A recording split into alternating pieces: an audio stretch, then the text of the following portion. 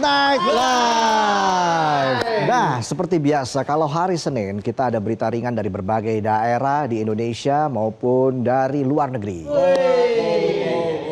Berita-berita tersebut kita rangkum dalam Monday Live News berikut ini.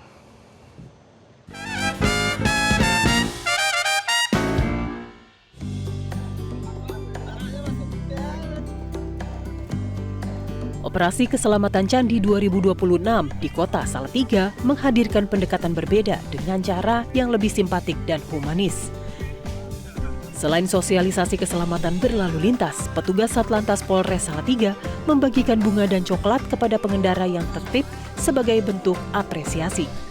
Kegiatan yang digelar di depan Mapolres Salatiga ini juga disertai teguran bagi pengendara yang melanggar seperti tidak menggunakan helm. Langkah ini bertujuan meningkatkan kesadaran masyarakat agar keselamatan berlalu lintas menjadi budaya di jalan raya. Operasi yang berlangsung selama 14 hari mulai 2 hingga 15 Februari 2026 melibatkan 60 personel. Penindakan tilang tetap dilakukan terhadap pelanggaran yang berpotensi menimbulkan kecelakaan serta pelanggaran kasat mata, mengingat angka kecelakaan di Salatiga masih tinggi. Operasi ini menjadi bagian dari upaya cipta kondisi menjelang Idul Fitri 1447 Hijriah dengan mengedepankan langkah primitif, preventif, dan represif. Edukasi serta sosialisasi terus digencarkan untuk menekan angka kecelakaan dan meningkatkan disiplin berlalu lintas. Ratusan umat Buddha di Kota Makassar, Sulawesi Selatan menggelar ritual api homa di Vihara Damar Agung Jalan Sungai Cerekang, Kecamatan Ujung Pandang untuk menyambut Tahun Baru Imlek 2026. Ritual yang berlangsung di dalam gedung vihara ini dijalankan secara khidmat dengan umat memanjatkan doa sambil mengikuti prosesi pembakaran persembahan seperti dupa, bunga, makanan, hingga simbol busana bodhisatwa.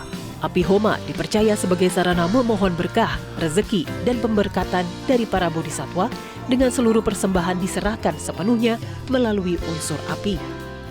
Sebelum ritual dimulai, suasana vihara turut dimeriahkan atraksi barongsai yang dibawakan kaum muda generasi Z sebagai simbol dimulainya rangkaian perayaan Imlek. Pihak vihara menyebut ritual ini menjadi bagian penting penyambutan Imlek sekaligus mempererat kebersamaan umat.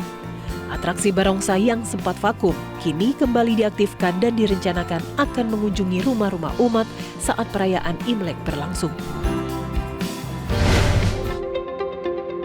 Di lereng Gunung Merbabu, tepatnya Kecamatan Sawangan, Kabupaten Magelang, Jawa Tengah, para petani kopi memperluas lahan melalui tradisi wiwit tandur. Ritual ini menjadi simbol dimulainya masa tanam sekaligus doa agar tanaman tumbuh subur dan membawa berkah. Perluasan lahan dilakukan tanpa pembakaran, mengedepankan prinsip konservasi alam yang menjaga ekosistem pegunungan. Metode ramah lingkungan ini disebut menjadi salah satu faktor yang menjaga kualitas kopi Arabica Sawangan hingga menembus pasar premium. Prosesi penanaman berlangsung khidmat di lahan milik anggota kelompok tani Nongko Jajar, disertai doa selamatan dan penanaman ratusan bibit kopi secara serempak. Tradisi ditutup dengan kembul bujono atau makan bersama sebagai wujud kerukunan warga. Data menunjukkan tren positif dengan penambahan luas tanam sekitar 25 hektar di Desa Wonolelo sehingga totalnya lebih dari 75 hektar. Secara kabupaten, luas perkebunan kopi Arabica Magelang mencapai lebih dari 1.000 hektar dengan target perluasan tambahan menjadikan kopi sebagai penopang ekonomi masyarakat setempat.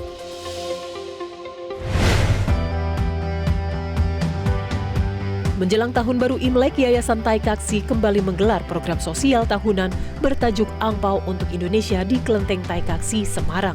Ribuan lanjut usia menerima bantuan berupa uang tunai, sembako, serta paket kebutuhan sehari-hari sebagai bentuk kepedulian sosial. Program rutin ini menyasar sekitar 1.500 lansia sekota Semarang yang telah melalui proses pendataan yayasan. Penyaluran bantuan turut melibatkan panitia dan berbagai komunitas sosial yang menyumbangkan perlengkapan seperti handuk, sabun, dan kebutuhan rumah tangga. Kegiatan dilaksanakan sekitar 2 pekan menjelang Imlek 2577 Kongzili atau tahun 2026 yang dikenal sebagai Tahun Kuda. Tradisi pemberian angpau bagi lansia disebut telah berlangsung sejak masa sebelum kemerdekaan Indonesia. Selain membantu meringankan kebutuhan, yayasan berharap Imlek membawa kedamaian, kemakmuran, dan perbaikan ekonomi masyarakat. Para penerima menyambut bantuan ini dengan penuh syukur, sekaligus memperkuat semangat kebersamaan dan kepedulian sosial. Jurnalis Metro TV wilayah Aceh Tengah dan Benar Meriah, Muhammad Zakaria, tetap aktif melaporkan perkembangan bencana banjir bandang dan tanah longsor meski dirinya juga menjadi penyintas. Rumahnya di Desa Kuede Lapang, Gandapura, Biren sempat terendam banjir hingga 1/6 meter yang merusak peralatan elektronik dan perlengkapan kerja.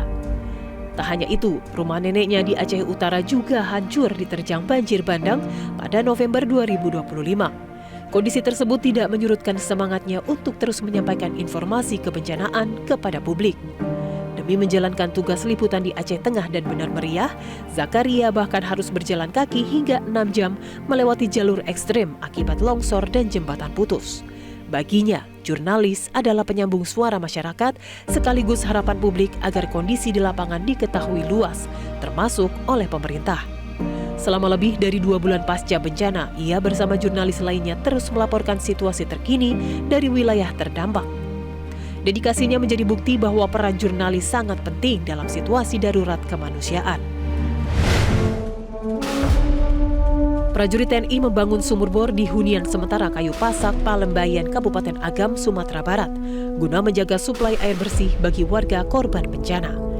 Minimnya ketersediaan air untuk mandi, cuci, dan kakus di lokasi Huntara membuat kehadiran fasilitas ini sangat dinantikan masyarakat. Pembangunan dilakukan oleh Kodim 0304 Agam bersama Yon Singgalang sebagai bentuk kepedulian terhadap kebutuhan dasar penyintas. Komandan Kodim 0304 Agam Letkol Infanteri Selamat Dwi Santoso menyebutkan, sedikitnya 6 unit sumur bor telah disiapkan dan mulai dimanfaatkan warga. Penambahan titik air bersih ini membantu aktivitas sehari-hari sekaligus meningkatkan kesehatan dan kebersihan lingkungan Huntara. Warga, terutama anak-anak, menyambut baik fasilitas tersebut karena sangat membantu di tengah keterbatasan pasca bencana. Seekor monyet peliharaan berukuran besar lepas dari kandang dan masuk ke dalam masjid di kawasan Cakung, Jakarta Timur. Hewan tersebut sempat membuat panik karena berlarian dan berlompat di dalam area masjid, bahkan menggigit seorang warga hingga mengalami luka. Diduga kandang hewan itu jebol karena tidak mampu menahan tenaga monyet. Peristiwa ini kemudian dilaporkan ke petugas pemadam kebakaran untuk dilakukan evakuasi. Petugas rescue damkar Cakung melakukan proses penangkapan yang berlangsung dramatis karena monyet terus melakukan perlawanan. Dengan penuh kehati-hatian, mengingat ukuran tubuh hewan yang cukup besar, petugas akhirnya berhasil mengevakuasi monyet setelah sekitar 30 menit. Hewan tersebut langsung diamankan agar tidak membahayakan warga maupun pengurus masjid. Selanjutnya monyet dibawa ke kantor damkar sektor untuk diserahkan kepada pihak terkait.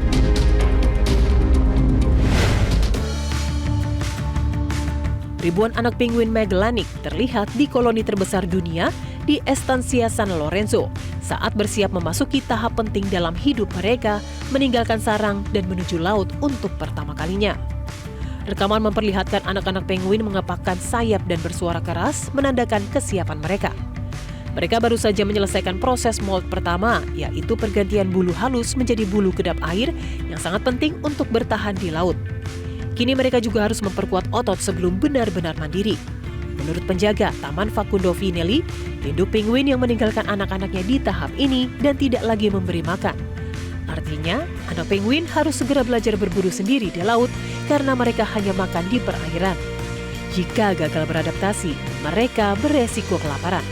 Estancia San Lorenzo sendiri dikenal sebagai rumah bagi koloni penguin Magellanik terbesar di dunia dengan ratusan ribu penguin datang setiap tahun.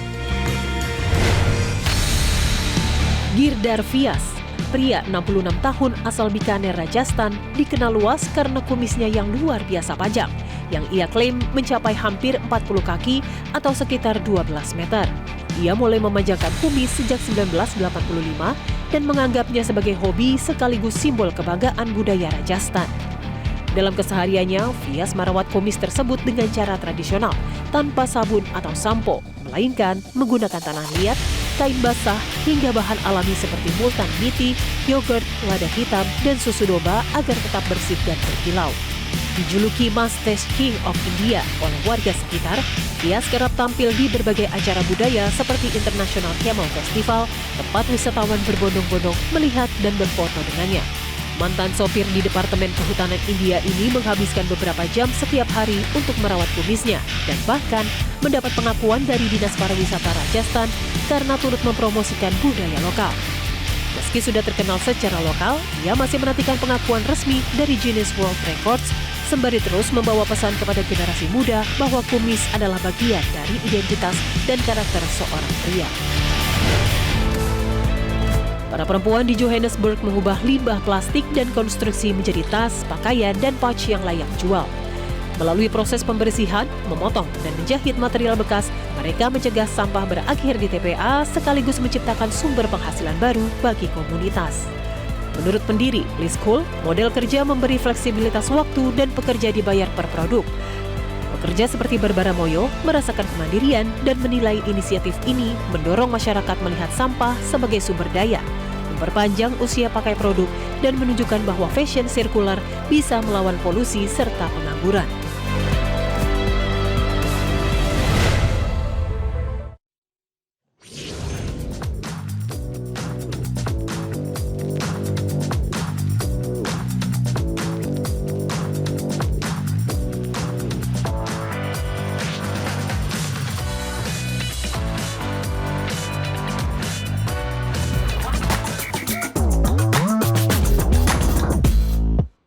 Jelajahi cara baru mendapatkan informasi. Download Metro TV Extend sekarang.